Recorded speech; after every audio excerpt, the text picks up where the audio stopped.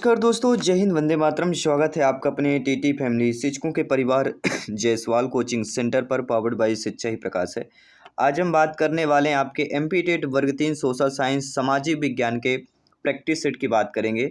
समस्त सिलेबस का निचोड़ रहेगा, टॉप 20 क्वेश्चंस करेंगे। 20 नंबर का प्रश्न रहने वाला है एग्जाम के लिए, सिलेक्शन के लिए। ये 20 नंबर बहुत इंपॉर्टेंट होने वाले हैं।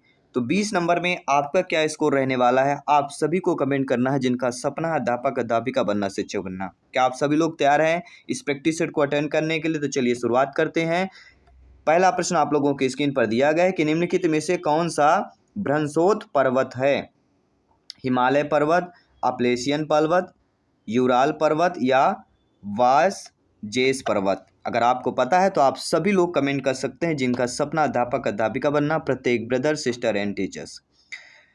तो भ्रंशोत पर्वत, क्या आपने कभी नाम सुना है?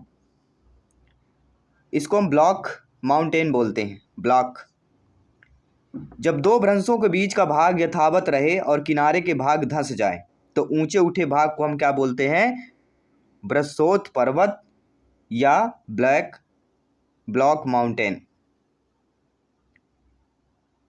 ब्लॉक फॉरेस्ट भी बोलते हैं। तो वो होगा वासजेस पर्वत। डी ऑप्शन इधर राइट आंसर होगा। जैसे यूरोप में वासजेस और ब्लॉक फॉरेस्ट है, एशिया में पाकिस्तान की साल्ट रेंज है, संयुक्त राज्य अमेरिका में स्कीन्स माउंटेन है, ठीक है, और भारत में कौन सा है? सतपुड़ा पर्वत। तो ये ब्लॉक माउंटेन कहलाते हैं, भ्रंशोत पर्वत।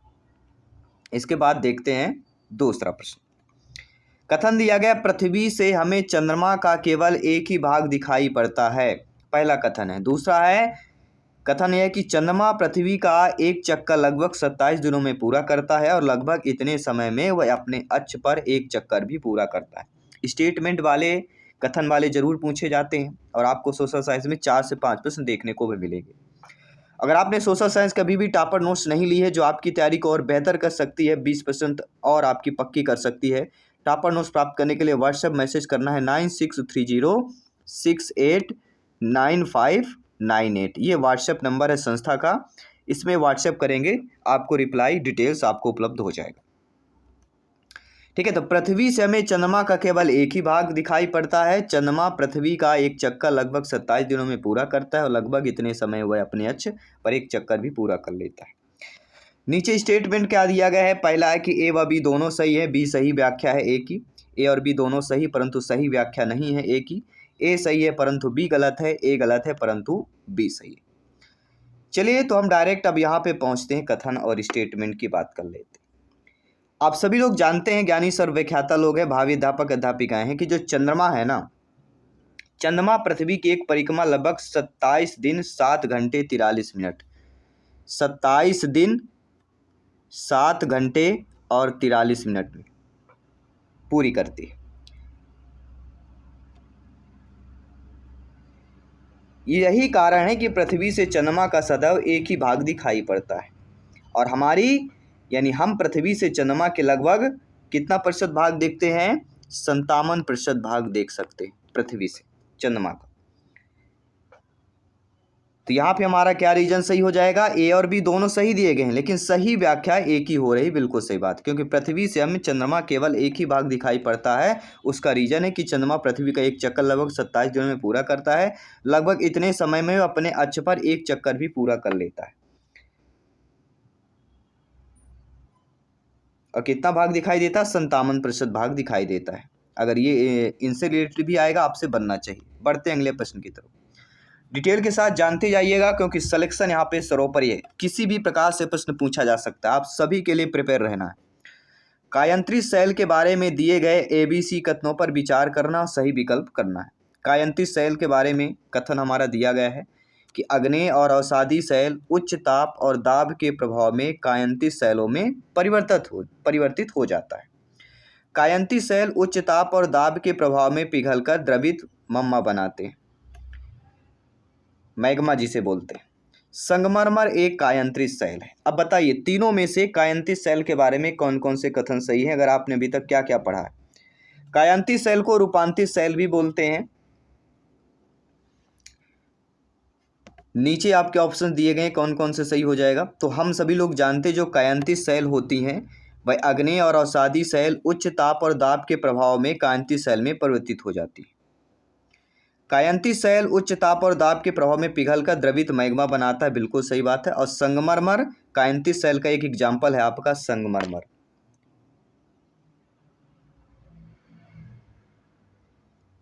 ठीक है।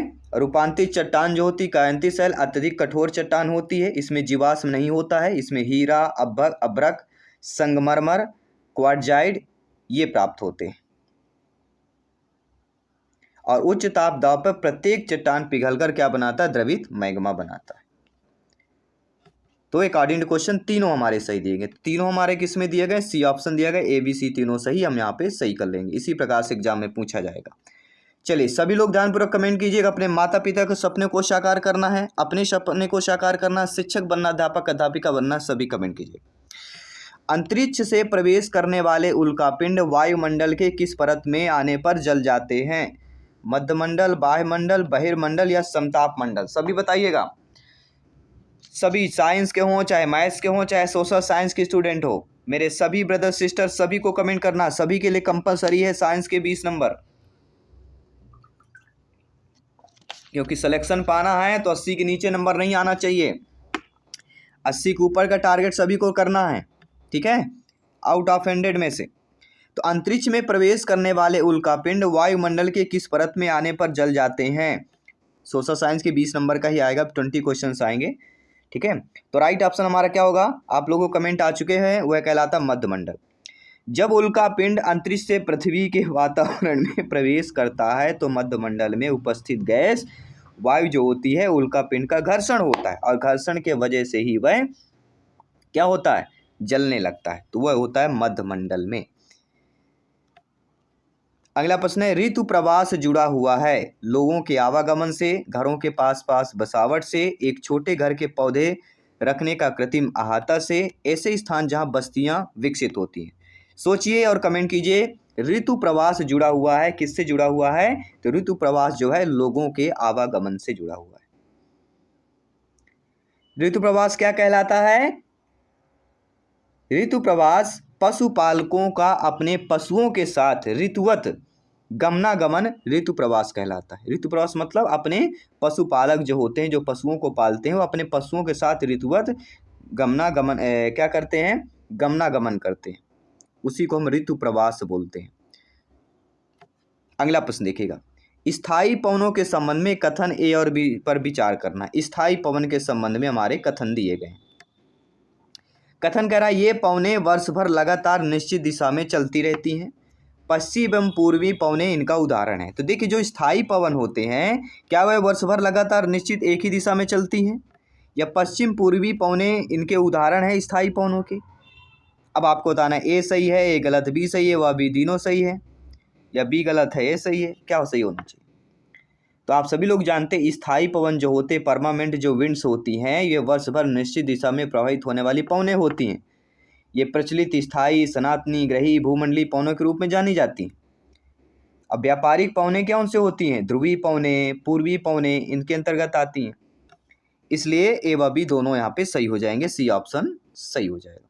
आई होप सभी लोग समझ गए। बढ़ते हैं अगले प्रश्न की तरफ कि ब्राजील के कंपोस और वेनेजुएला के लानोस उदाहरण हैं। ये किसके उदाहरण कहलाते हैं, शीतोष्ण कटिबंधीय घास, टुंड्रा प्रकार की वनस्पति, उष्ण कटिबंधीय घास स्थल, या भूमध्य सागरीय वनस्पति। जी हाँ, ब्राजील के कंपोस और वेनेजुएला के लानोस जो एग्जाम्पल्स कहलाते हैं वे किसके एग्जाम्पल्स कहलाते हैं, तो ब्राजील का कंपोस और वेनेजुएला लानोस ये उष्ण कटिबंधीय घास स्थल के एग्जाम्पल्स कहलाते हैं। ठीक है, किसके होंगे, उष्ण कटिबंधीय घास स्थल के। आइए बढ़ते अगले प्रश्न की तरफ कि जलवायु के संबंध में कथन पर विचार करना है कि जलवायु वायुमंडल में दिन प्रतिदिन होने वाला परिवर्तन है। किसी स्थान की जलवायु सिर्फ उसकी ऊंचाई तथा उच्चावच पर निर्भर करती है। अब बताइए कौन होगा, ए बी दोनों सही है, ए गलत है, बी सही है, या बी सही है, ए गलत है, या दोनों गलत है, ये दोनों सही है, कौन सा होगा जलवायु के संबंध में। तो आप सभी लोग जानते हैं, ज्ञानी सर्वव्याख्याता लोग हैं, भावी अध्यापक अध्यापिकाएं, कि जो जलवायु होती है वायु में दिन प्रतिदिन होने वाला परिवर्तन है। क्या जलवायु दिन प्रतिदिन परिवर्तन करती है, नहीं। किसी स्थान के वातावरण की दशा को व्यक्त करने के लिए जलवायु का प्रयोग किया जाता है। बड़े भूखंडों के लिए बड़ा कालखंड और छोटे कालखंडों के लिए छोटा स्थान होता है। तो किसी स्थान की जलवायु उसकी ऊंचाई उच्चावच पर निर्भर करती है, यह सही दिया गया है। किसी स्थान की जलवायु सिर्फ उसकी ऊंचाई या उच्चावच पर निर्भर करती है, बी ऑप्शन केवल सही दिया गया। तो कौन सा होगा? ए गलत है, बी सही है। बी वाला ऑप्शन हमारा सही हो जाएगा। बढ़ते अगले प्रश्न की तरफ। हर प्रश्न अपने आप में सिलेक्शन वाले प्रश्न हैं, सभी को समझना है। दिए गए लक्षणों को ए और बी आधार पर शोध पहचानिए। पढ़िए सभी लोग, मैं थोड़ा सा पानी पी लेता हूं जब तक। सभी लोग पढ़िए।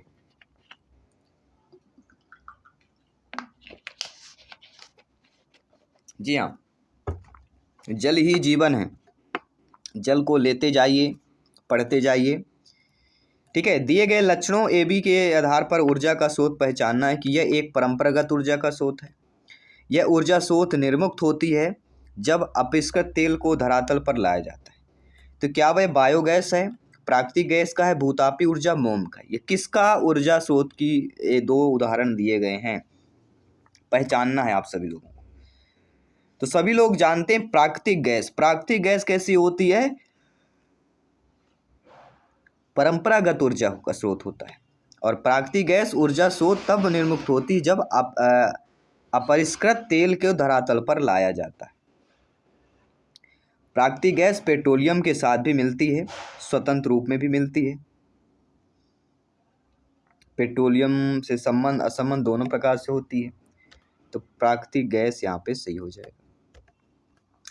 भारत का शोध संस्थान मैत्री कहाँ पर है? सभी लोग बताइए। बहुत ही सिंपल सा प्रश्न। भारत का शोध संस्थान मैत्री कहाँ पर है? तो ये जानते होंगे, अंटार्कटिका। भारत के अंटार्कटिका में अपना पहला शोध केंद्र दक्षिणी गंगोत्री किस नाम से जाना जाता है?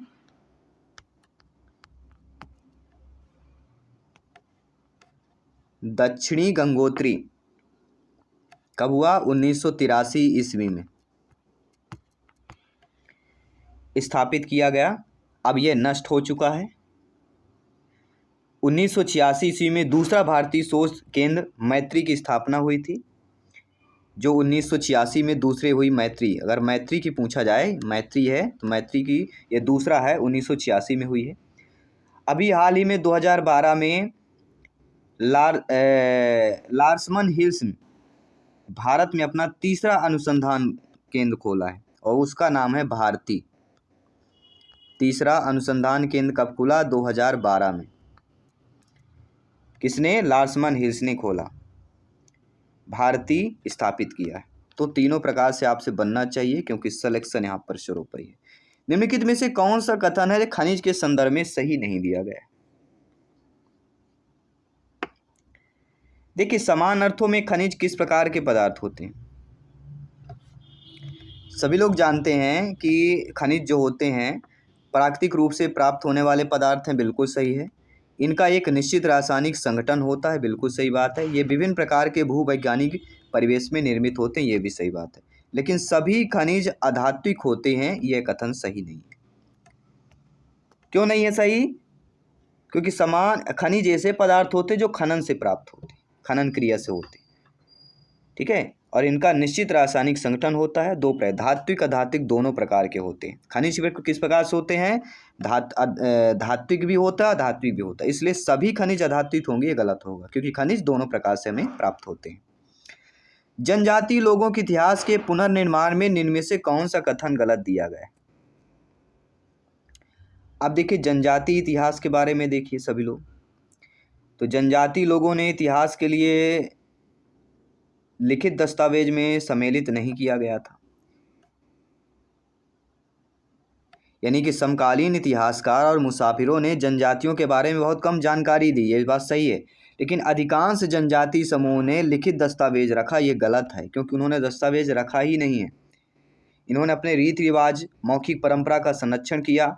ये लोग अपनी आवश्यकता के लिए प्रकृति एक दूसरे पर निर्भर रहे हैं, तो ये सही बात है। इन्होंने जनजातीय लोग समृद्ध रीति रिवाज और मौखिक परंपरा का संरक्षण हुआ। जनजातीय समाज अपनी विविध किस्म की जरूरतों के एक दूसरे पर निर्भर रहे हैं, ये सही बात है। लेकिन अधिकांश जनजातीय समूह लिखित दस्तावेज रखा, ये इसमें गलत है। जनजाति लोगों के बारे में बाकी सारी चीज़ें सही दी गई।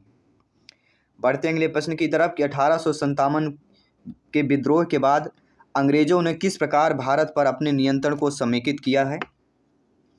तो 1857 विद्रोह की बात करें, ईस्ट इंडिया कंपनी के सारे अधिकार ब्रिटिश साम्राज्य के हाथ में सौंप कर, ताकि भारतीय मामलों को ज़्यादा बेहतर ढंग से संभाला जा सके। 1857 विद्रोह के बाद कंपनी के शासन को भारत में समाप्त कर भारत का शासन सीधे क्राउन के अधीन कर दिया गया। इसके बाद जो अगला प्रश्न है और भी इम्पोर्टेंट हो जाता है कि निम्नलिखित में से क्या प्रतिनिधि लोकतंत्र की विशेषता नहीं होती। तो पहले ये जानना जरूरी कि क्या क्या विशेषता होती है एक प्रतिनिधि लोकतंत्र की। तो प्रतिनिधि लोकतंत्र की विशेषता होती है मतदान द्वारा प्रतिनिधि का चुनाव, प्रतिनिधियों के हाथ में निर्णय निर्माण की प्रक्रिया और जनता को मतदान का अधिकार। ये तीन चीज़ें जो होती हैं वह प्रतिनिधि लोकतंत्र की विशेषता है। लेकिन जनता की निर्णय निर्माण की प्रक्रिया में प्रत्यक्ष सहभागिता जो दिया गया है, ये कहीं ना कहीं थोड़ा सा गलत हमें लग रहा है, क्योंकि यह प्रतिनिधि निर्णय निर्माण की प्रमुख भूमिका निभाते हैं, ये बात सही है। चुनाव वाला भी सही है। और इस व्यवस्था में जनता की निर्णय निर्माण की प्रत्यक्ष सहभागिता क्या होती नहीं होती है, प्रत्यक्ष सहभागिता नहीं होती है। इसलिए इसमें दिया गया प्रत्यक्ष सहभागिता, इसलिए सी वाला गलत हो जाएगा, बाकी सारे सही हो जाएंगे। बढ़ते अगले प्रश्न की तरफ कि भारत के किस क्षेत्र को छोटा तिब्बत कहते हैं। लद्दाख, अरुणाचल प्रदेश, सिक्किम, हिमाचल प्रदेश। सभी लोग बताइएगा। भारत के लद्दाख को जो क्षेत्र है इसको हम क्या बोलते हैं, छोटा तिब्बत बोलते हैं। इस क्षेत्र में तिब्बतन संस्कृति का अत्यधिक प्रभाव देखने को मिलता है, तो लद्दाख को हम छोटा तिब्बत बोलते हैं। और ये आप सभी लोग जानते हैं कि भारत में अपील प्रणाली या पौन वार्षिक प्रणाली किसे कहते हैं। क्या आपने कभी सोचा है, पढ़ा हो तो जरूर बताइए, नहीं पढ़ा तो ध्यानपूर्वक देखिए और समझिए। निचले कोर्ट के आदेश के खिलाफ उच्च न्यायालय में अपील के प्रावधान को भारत में अपील प्रणाली या पौन वार्षिक प्रणाली कहते हैं। किसको बोला जाता है? निचली न्यायालय के आदेश के खिलाफ उच्च न्यायालय में अपील का प्रावधान, बी ऑप्शन इधर, इसको हम क्या बोलते हैं, अपील प्रणाली या पौन वार्षिक प्रणाली। तो सारा कुछ हमने कंबाइंड किया, सिलेबस के अकॉर्डिंग हर एक टॉपिक को कंबाइंड करने की कोशिश की है आपकी बेहतर। और डेली नए प्रश्न होते हैं, डेली नई वैरायटी होती है, कहीं से कुछ भी पूछा जाए आपसे बनना चाहिए, क्योंकि सिलेक्शन यहाँ पर सर्वोपरि। निम्नलिखित में से कौन सा प्रादीपी पठार का लक्षण नहीं है। तो पहले ये जानना जरूरी कि प्रादीपी पठार के लक्षण क्या क्या होते हैं। जब ये चीज़ें आपको क्लियरली पता होगी तो आप सारा कुछ जान जाए।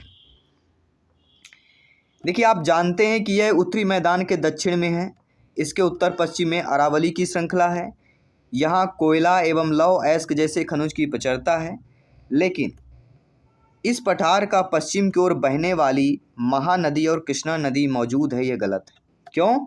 क्योंकि महानदी कृष्णा नदी कहाँ पर बहती है? पूर्व की ओर बहती है। कहाँ पर बहती है? महानदी कृष्णा नदी पूर्व की ओर बहती है, पश्चिम की ओर नहीं। ठीक है, बंगाल की खाड़ी में अपना जल विसर्जन होती है दोनों नदियाँ, तो यह गलत दिया गया है। बाकी तीनों लक्षण सही दिए गए हैं, बाकी डी ऑप्शन जो गलत दिया गया है, क्योंकि यह पूर्व की ओर बहती है दोनों नदियाँ। आइए जानते हैं अगले प्रश्न की, निम्नलिखित में से कौन सा कथन अफ्रीका के बारे में सही दिया गया। अफ्रीका एक ऐसा महाद्वीप है जिसके कर्क, विषुवत तथा मकर रेखा तीनों से गुजरता है। अफ्रीका का एक मैं नक्शा बनाने की कोशिश करूं साथियों, तो अफ्रीका कुछ ऐसे आपको दिखता है। ठीक है, थोड़ा सा मैंने बनाने की कोशिश की है, थोड़ा सा गलत लग गया मुझे बनाने में। ठीक है, तो हम बनाने की कोशिश कर रहे हैं, अगर बन जाए तो अच्छी बात है। ऐसे ही कुछ दिखता अफ्रीका। तो अफ्रीका में ये तीन, ये यहाँ से कर्क रेखा गुजरती है, यहाँ पे विषुवत रेखा और नीचे होगी मकर रेखा गुजरती है। तो अफ्रीका के बारे में क्या सही हो जाएगा यहाँ पे? अफ्रीका के बारे में सही होगा कि यही एक ऐसा महाद्वीप है जिससे होकर कर्क, विषुवत तथा मकर रेखा तीनों रेखा गुजरती हैं, वह आपका अफ्रीका। अगला प्रश्न है कि भारत के दक्षिणी भागों में विशेषकर तमिलनाडु और आंध्र प्रदेश में शरद ऋतु में वर्षा होती, इसका रीजन क्या होता है?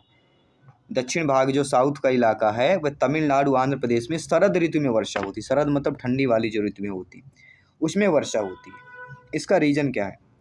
इसका रीजन साथियों केवल ये है कि पवन स्थल भागों से लौटकर अरब सागर की ओर बहती। भारत के दक्षिण राज्य तमिलनाडु आंध्र प्रदेश में शरद ऋतु में वर्षा उत्तर पूर्वी मानसून से होता है। किससे होता है? उत्तर पूर्वी मानसून से। इसमें हवाओं का संचरण बंगाल की खाड़ी से क्लॉकवाइज चक्रण के साथ अरब सागर की ओर बहती है। तो डी ऑप्शन सही हो जाएगा। और इस प्रैक्टिस सेट का 20वां प्रश्न है कि जन स्वास्थ्य के क्षेत्र में कोस्टा रिका उपागम किसे कहा गया है? जन स्वास्थ्य के क्षेत्र में कोस्टा रिका उपागम किसे कहा गया है? तो कोस्टा रिका उपागम या अप्रोच जो होता है वह आपका सैन्य बल ना रखना ताकि जन स्वास्थ्य पर ज़्यादा खर्चा किया जा सके। कोस्टा रिका देश ने अपने जन स्वास्थ्य पर अत्यधिक खर्च करने के लिए सैन्य बल नहीं रखा है, इसी कारण से जन स्वास्थ्य के क्षेत्र में इस अप्रोच को कोस्टा रिका अप्रोच कहा जाता है। और एक हम मॉक क्वेश्चन दे रहे हैं आप सभी के लिए कि 1997 में भारतीय उच्चतम न्यायालय ने विशाखा निर्देश की रचना महिलाओं को खालिस्तान यौन उत्पीड़न से बचाने के लिए की। गाड़ियों में, कार्यस्थलों पर, वैवाहिक संबंधों में या सड़कों पर।